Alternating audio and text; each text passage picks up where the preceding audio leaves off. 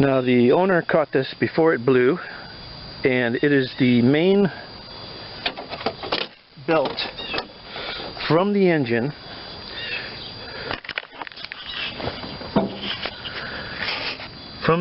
around that silver pole you see down there, goes up to this gearbox underneath.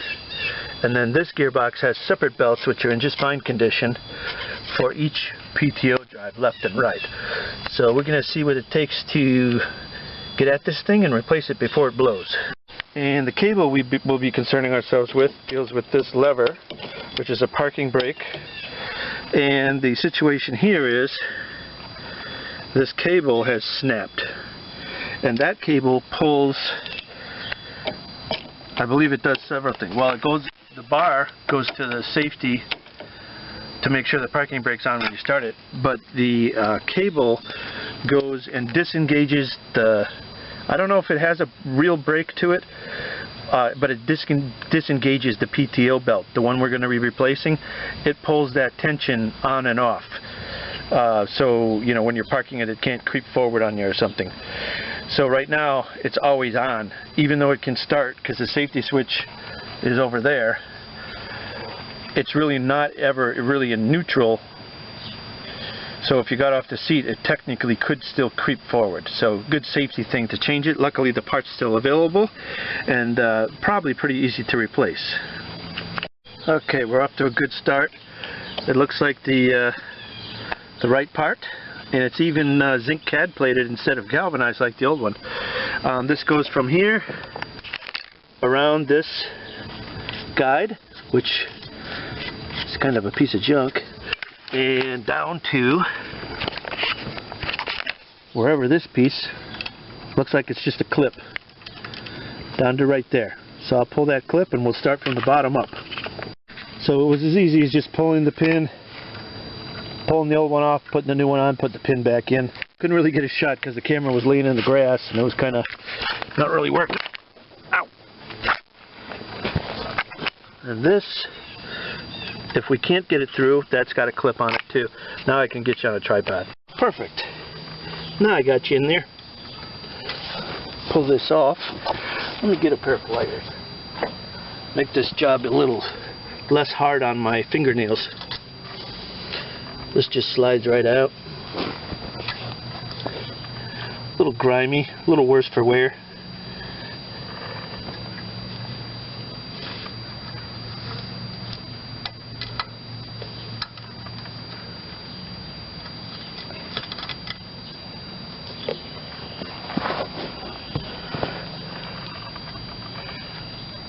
Doesn't exactly slide back on easy.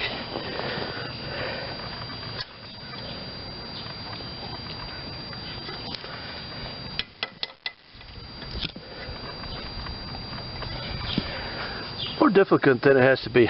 I'll get it, bring it back. Looks to me like this safety guard is bent up.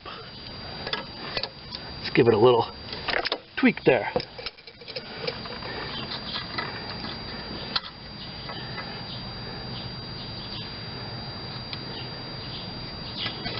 Yeah, it's a little more like the way it was intended.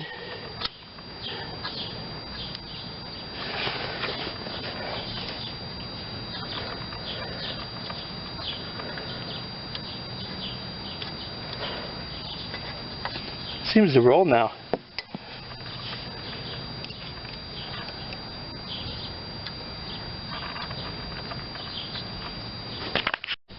Because it has a clip, I'm going to use the clip and get this whole piece out here where I can work on it easily.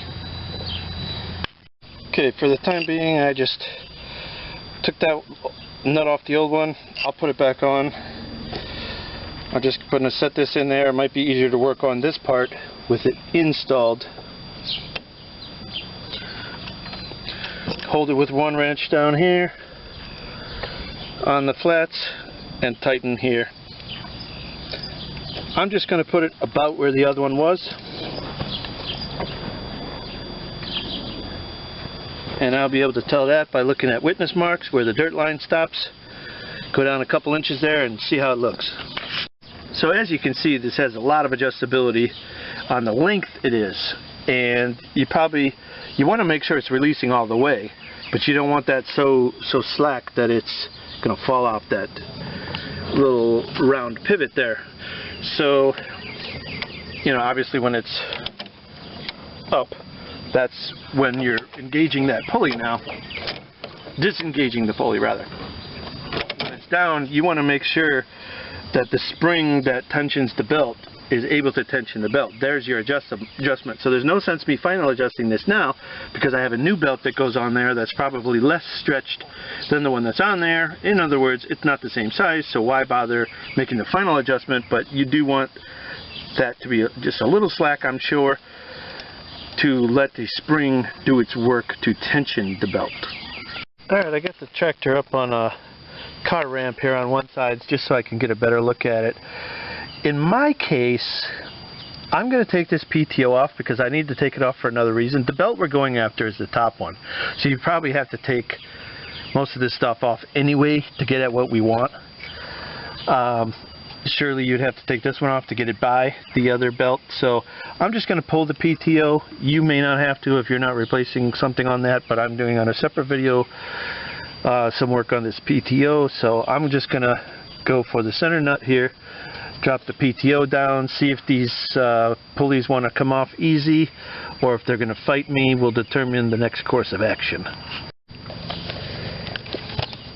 I'm going to take the whole PTO down, which includes this nut, but let me start with the motor one.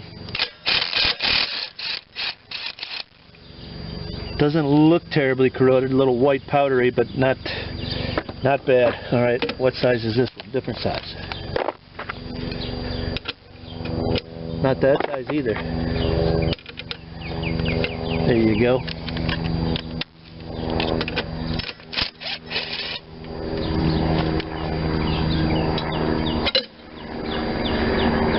Get that mounting plate down. Now let's see if this thing's seized onto that shaft for life.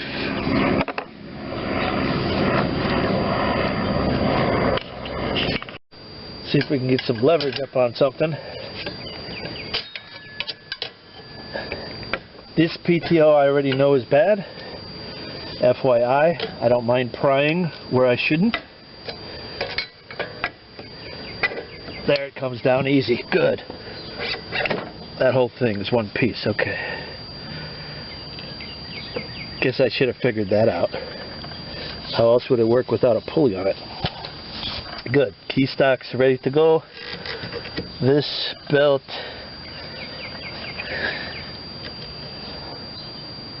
I think we don't even have to take any of those guides off. There's guides down there near that one, but they're not touching it, so I think we're going to be able to get it out. I just got to detension it.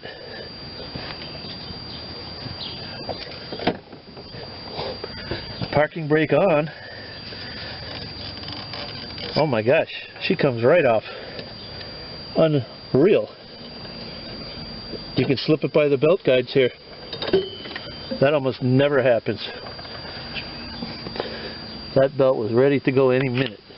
Got you back under there. Got my new belt.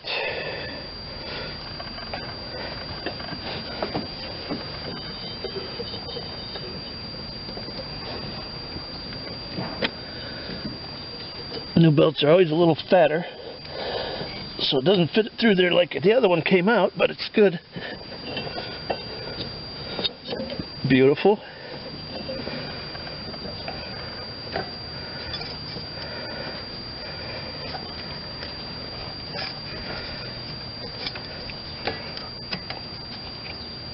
Yep, that's all she needs. And this one I'll just leave laying because that's for the PTO and I don't need to put mine back. Take this key out so we don't fling it across the landscape at 3,000 miles an hour. That's all there is to putting that belt on. And in case some of you didn't get that part about the belt being needed to be replaced, I think that can justify it if the 1,000 cracks don't. She's done. Now I just want everybody to see, now that I've put that new belt on, it's much tighter than the old ones, so I have way too much play, so I'm going to back some of that slack out of it.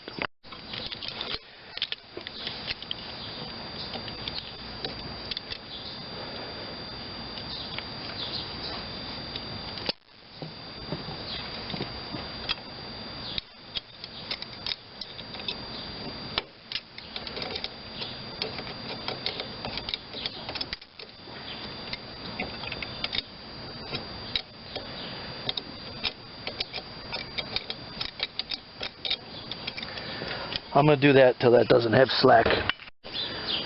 I hereby declare this Dixon zero-turn belt and belt detensioner Wildwood certified. Thanks for watching.